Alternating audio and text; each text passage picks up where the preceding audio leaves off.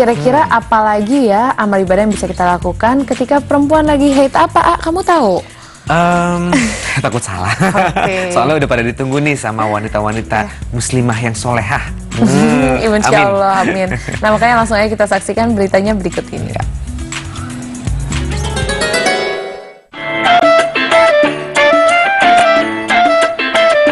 Ibadah apa saja yang diperbolehkan bagi wanita haid?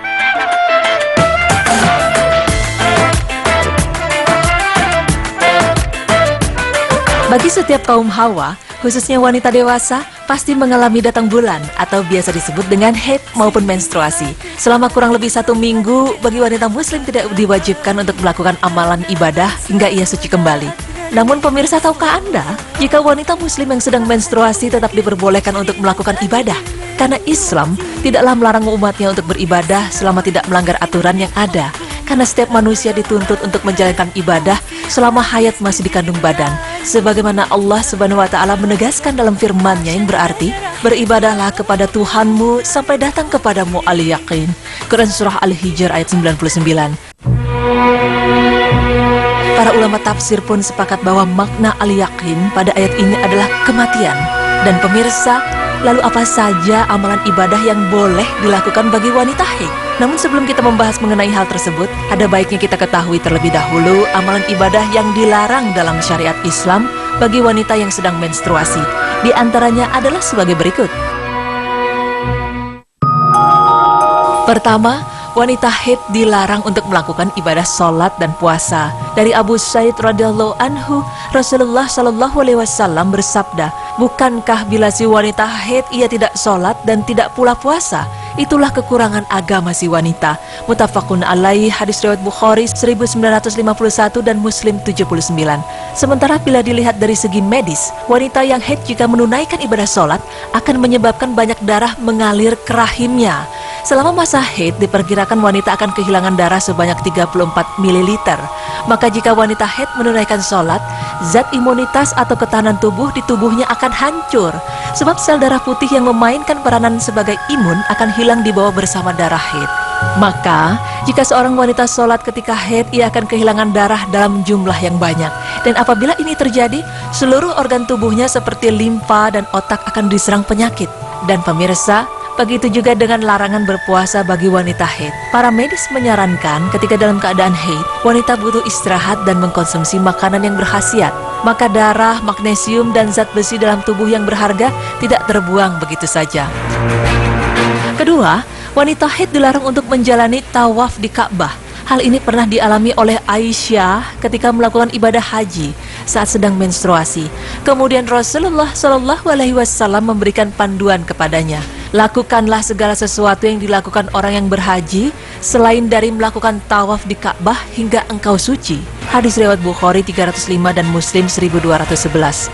Amalan ketiga yang dilarang bagi wanita haid adalah menyentuh mushaf atau lembaran Al-Quran, baik seluruhnya ataupun hanya sebagian.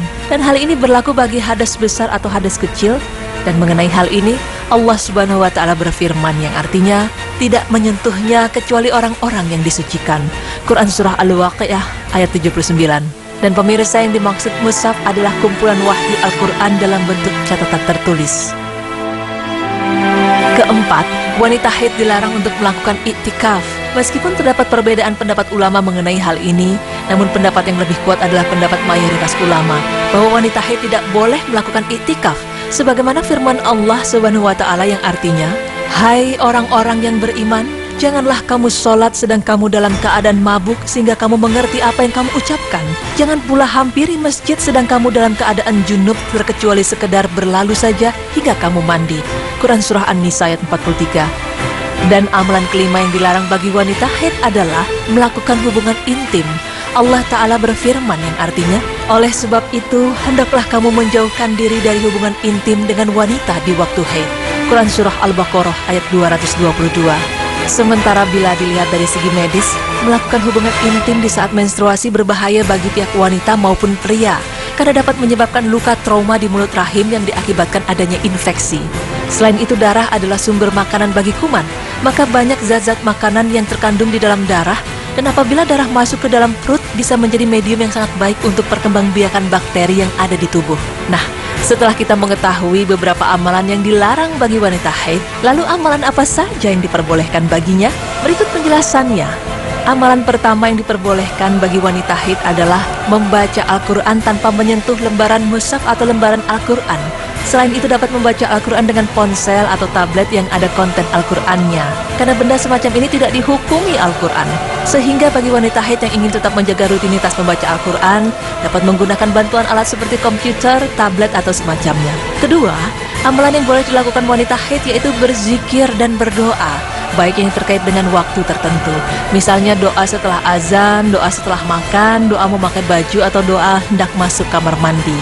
Selain itu, wanita haid diperbolehkan membaca zikir mutlak sebanyak mungkin, seperti memperbanyak tasbih, subhanallah, tahlil, la ilaha illallah, dan tahmid, alhamdulillah, dan zikir lainnya. Dan mengenai hal ini para ulama sepakat bahwa wanita haid atau orang junub boleh membaca zikir.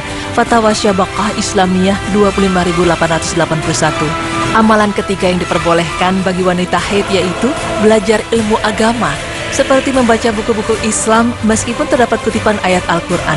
Namun para ulama sepakat bahwa hal ini tidak dihukum sebagaimana Al-Quran sehingga boleh disentuh. Atau amalan lainnya boleh mendengarkan ceramah dan mendengarkan bacaan Al-Quran. Amalan keempat yang diperbolehkan bagi wanita haid adalah bersedekah, infak, atau amal sosial keagamaan lainnya.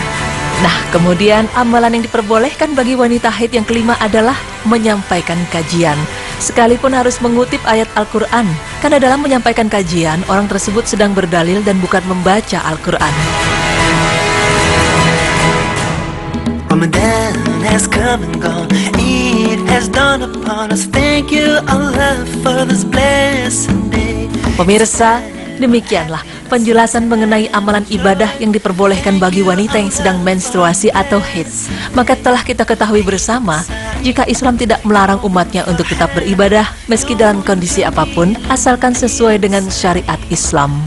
Allahu Akbar, la ilaha illallah, wallahu akbar, Allahu Akbar, Allahu Akbar, walillah. Wah, subhanallah ya, ini terus terang jadi ilmu baru karena selama ini saya banyak tahu hal ya bahwa emang kalau lagi haid itu kita nggak boleh ke masjid terus atau enggak. Tadi juga dijelasin banyak sekali ada sampai berhubungan dengan suami juga nggak boleh.